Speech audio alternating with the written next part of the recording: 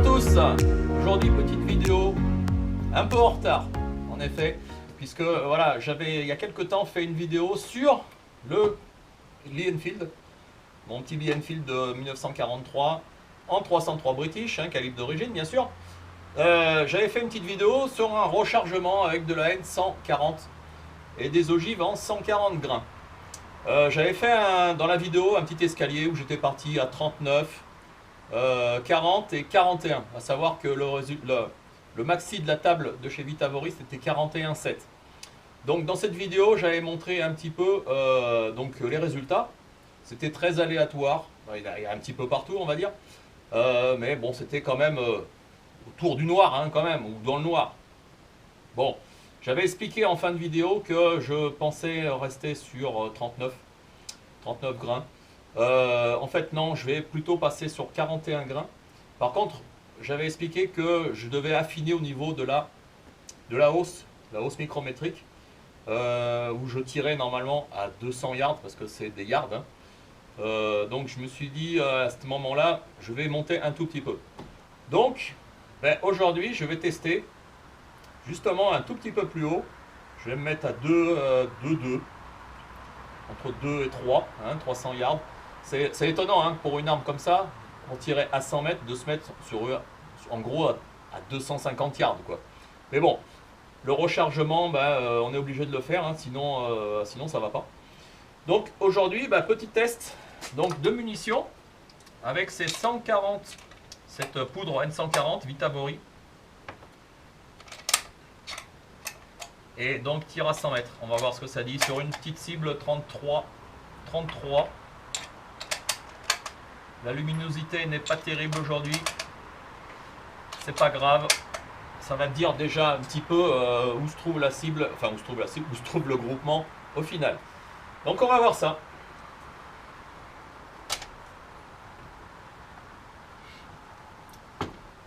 Voilà. Je m'installe, le casque bien sûr.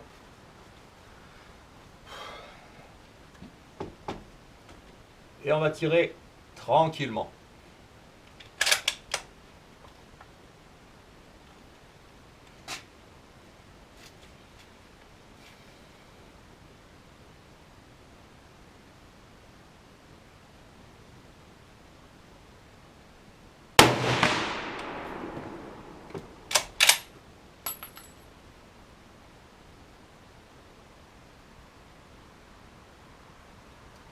Et je suis au-dessus de la cible.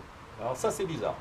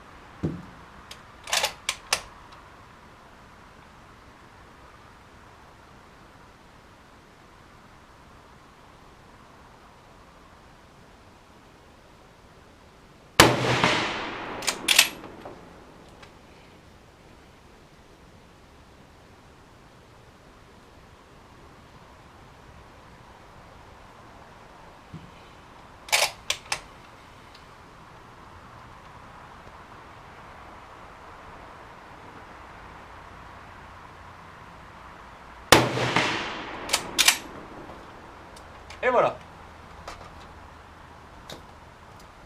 Résultat. Bon résultat, je vous mets la cible en gros plan parce que bon, je suis désolé, elle est vraiment crade, elle a dû tomber là-bas.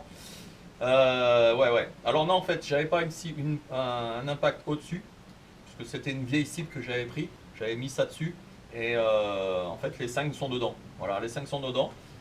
C'est relativement bien droit, et ça a tendance à monter. Alors, à se balader entre le 7 et le 9. Bon. c'est pas mal. Moi, je me suis aperçu d'une chose, c'est que ma hausse micrométrique avait tendance à tourner toute seule. Je pense que le ressort, il y a un petit ressort de rappel qui empêche de tourner la molette, elle a dû se barrer. Je ne sais pas pourquoi. Et la hausse a tendance à bouger.